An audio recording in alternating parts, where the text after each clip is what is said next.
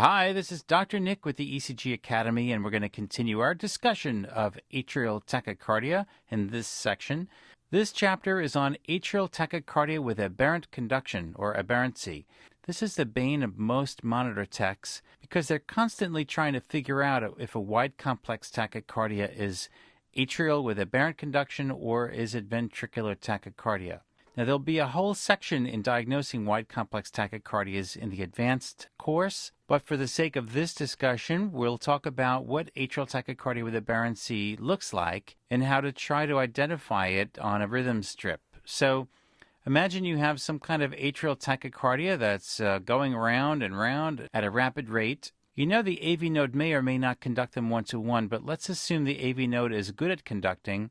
What happens if this tachycardia reaches the bundle branches and encounters a functional bundle branch block or some other kind of rate-related interventricular conduction delay? Well, you're going to get widening of the QRS complex because this rapid beat will not be able to get down one bundle, but can go down the other bundle and then sort of like dipsy-doodle very slowly through the rest of the myocardium, giving you a wide QRS complex. The things to look for when you're trying to diagnose an atrial tachycardia with aberrant conduction is that, of course, the wide complex tachycardia should start with a P wave, and you should be able to see P waves marching through at a relatively normal or slightly prolonged PR interval. So remember, P waves can be superimposed on a T wave, and they'll look like a very sharp deflection, up or down, depending upon where it's coming from. And then the QRS will be wide because of interventricular conduction disturbances.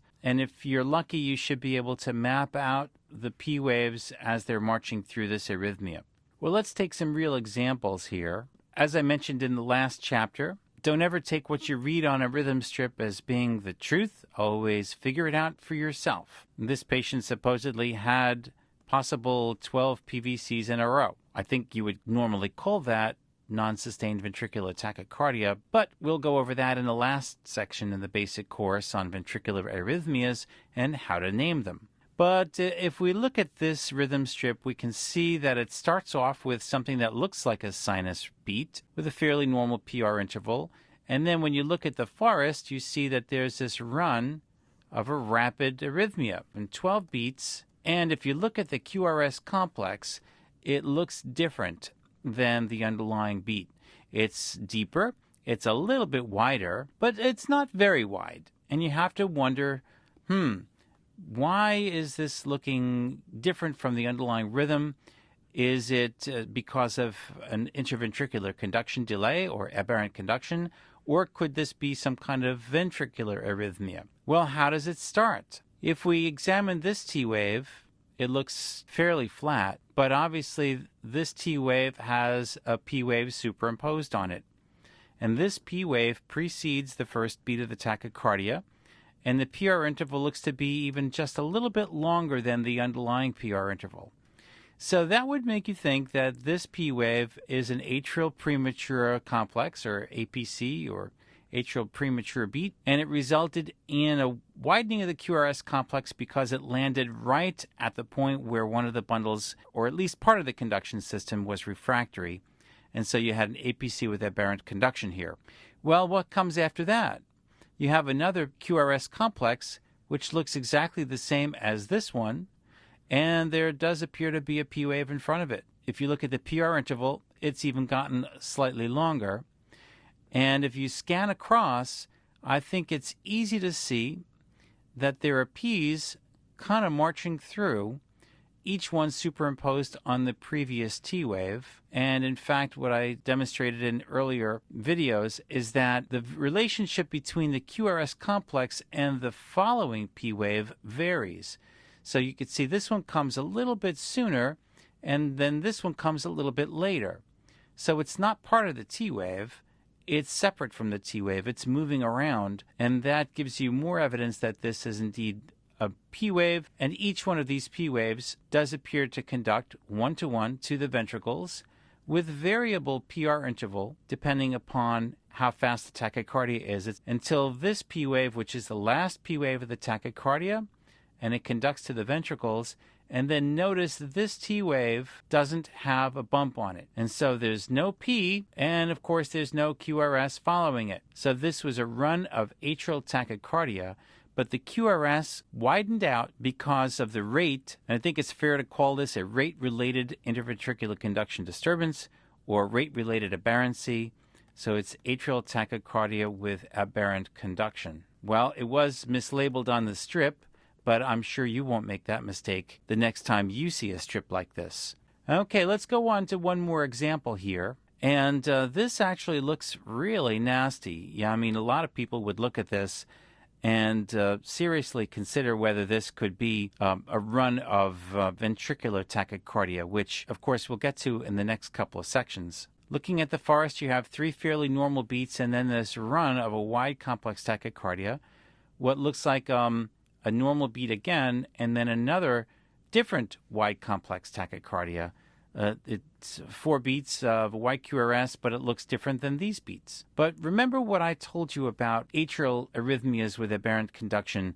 What you're trying to do is look at how it starts. You need to see how it starts in order to get a clue as to where it came from. So here we see a nice P and a QRS complex, and here's another sinus P and a QRS complex. So everything is fine up until this point, but here's the key, is looking at this T wave compared with this T wave. Is there a difference? Do we see anything that looks like a P wave? And yes, indeed we do. Right there, there's a little notch in the T that did not exist either here or here. Always look at the T wave, that's where the clues are.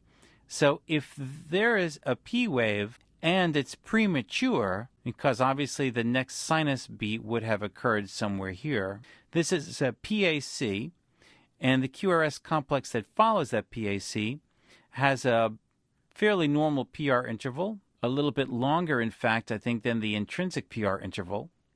And that's because it's a premature beat that encountered a little bit of delay in the AV node.